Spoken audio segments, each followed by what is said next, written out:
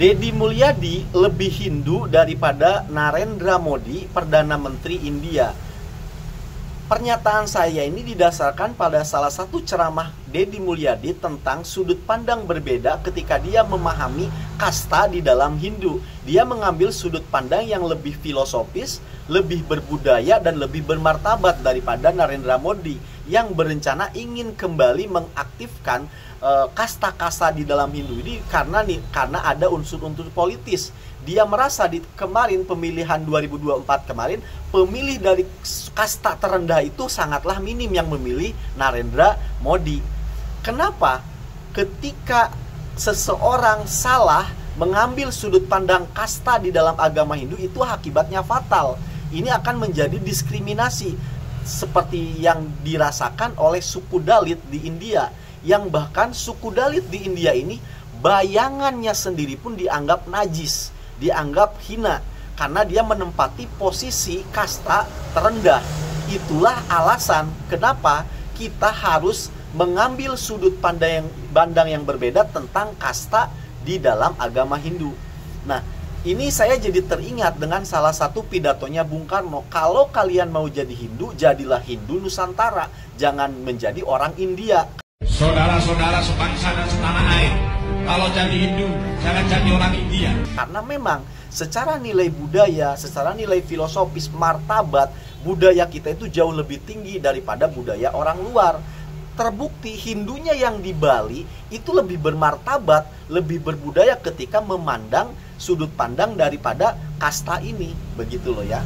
Nah, coba kalian simak dulu ini pidato dari Kang Deddy Mulyadi. Nanti akan saya lanjutkan dengan bagaimana diskriminasi yang dialami oleh suku Dalit di India. Ini sangat-sangat mengerikan sekali. Sangat-sangat tidak manusiawi. Dalam kaidah kebudayaan, Brahmana, Waisa, Satria, Sudra itu bukan penggolongan manusia, tapi tingkatan manusia. Nah, kalau kita melihat sudut pandang Deddy Mulyadi memahami kasta-kasta di dalam Hindu ini, saya menjadi ingat ternyata di dalam Islam juga ada kasta-kasta kalau pakai sudut pandangnya Deddy Mulyadi. Di Islam juga ada namanya Muslim, ada namanya tingkatannya itu mukmin, ada tingkatannya itu muttaqin, dan ada tingkatannya muhsin. Itu ada level-levelnya. Kalau Muslim itu dia orientasinya kepada misalkan sholat untuk mendapatkan surga dan neraka. Kalau mukmin hanya berharap surga, misalkan begitu ya. Tapi kalau sudah di level yang tertinggi nih, muhsin, itu dia sholat bukan untuk mengharapkan materi, untuk mengharapkan surga ataupun takut neraka. Dia memang bentuknya untuk pengabdian saja kepada Tuhan. Itu ternyata di Islam juga ada level-levelnya, begitu loh. Nah, sekarang yuk kita coba telusuri bagaimana diskriminasi yang dialami oleh suku Dalit ini yang sangat tidak manusiawi ya, berdasarkan laporan-laporan berbasis data ya, tentunya begitu loh. Yuk kita coba akan sama-sama kupas ya. Ini yang pertama dari laporan dari NCRB ataupun National Crime Record Bureau. 10 kasus kekerasan terjadi di setiap harinya untuk suku Dalit. Setiap hari ada 10 kekerasan di tahun 2021. Contohnya, ada anak di kota Rajasthan itu dibunuh oleh gurunya hanya dikarenakan dia minum dari gelasnya kasta tertinggi ataupun Brahmana ini. Luar biasa, dibunuh sama gurunya. Kemudian laporan dari NCDHR atau National Campaign on Dalit Human Rights, 47% suku Dalit dilarang mengakses sumur, 25% dilarang masuk tempat ibadah kasta tertinggi. Bayangkan, untuk akses minum aja mereka itu dilarang. Ini terjadi di suku Dalit. Akibat apa? Akibat salah memahami kasta di dalam Hindu. Kemudian laporan dari ILO ataupun International Labour Organization, 1,3 juta suku Dalit itu bekerja sebagai pembersih kotoran manusia secara manual. Jadi nggak boleh pakai alat, diambil pakai tangan. Pembersih kotoran manusia, itu laporannya begitu. Ngeri ya. Selanjutnya, laporan dari NDMJ, National Dalit Movement for Justice. 25,7% kasus kekerasan itu tidak sampai ke meja peradilan, artinya dibiarkan gitu aja, tidak diproses. Saking diskriminasinya terhadap suku Dalit, ini sangat-sangat mengerikan.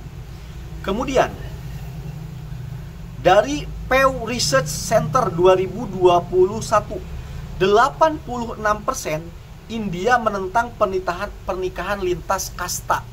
Jadi nggak boleh, diharamkan di sana itu. Yaitu tadi salah memahami konteks perbedaan kasta ataupun kasta di dalam Hindu ini. Ngeri ya. Selanjutnya, dibunuh hanya karena membeli kuda. Jadi suku Dalit itu nggak boleh kaya.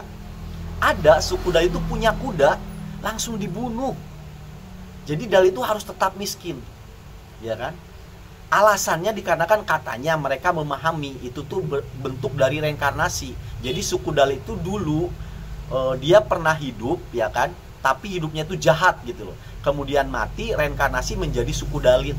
Jadi itu balasan begitu loh. Ini cara pandang yang ngaco banget ya. Selanjutnya, bahkan suku Dalit ini ya, bayangannya sendiri itu nggak boleh bersentuhan dengan suku yang tinggi, dengan dengan kasta di atasnya. Najis, dianggap hina, bayangannya aja nggak boleh. Jadi suku Dalit itu ada yang kemana-mana itu bawa sapu gitu loh, bawa sapu biar jejaknya itu langsung tersapu, karena jejaknya pun dianggap najis. Ada juga suku Dalit itu dia bawa kayak dikalungin, kalungnya itu untuk menaningin apa itu biar ludahnya itu nggak jatuh ke tanah gitu, karena dianggap najis. Ini mengerikan. Nah itulah bagaimana Nusantara, budaya Nusantara itu sangat-sangat luhur, sangat-sangat hebat. Terbukti kan Hindu di Bali beda dengan Hindu di India.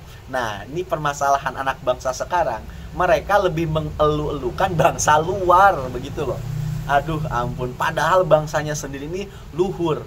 Seharusnya Indonesia bangga gitu loh. Kalau ingin maju, balik aja ke leluhur kita, ke budaya leluhur Indonesia begitu loh. Dan itu sudah dimulai oleh Kang Deddy Mulyadi. Dia sudah mulai mencanangkan, memprogramkan, bahkan mencontohkan. Ya harapan kita sih mudah-mudahan dengan Deddy Mulyadi kita kembali ke leluhur bangsa kita yang berperadaban maju luar biasa. Terima kasih karena sudah menyimak, semoga bermanfaat.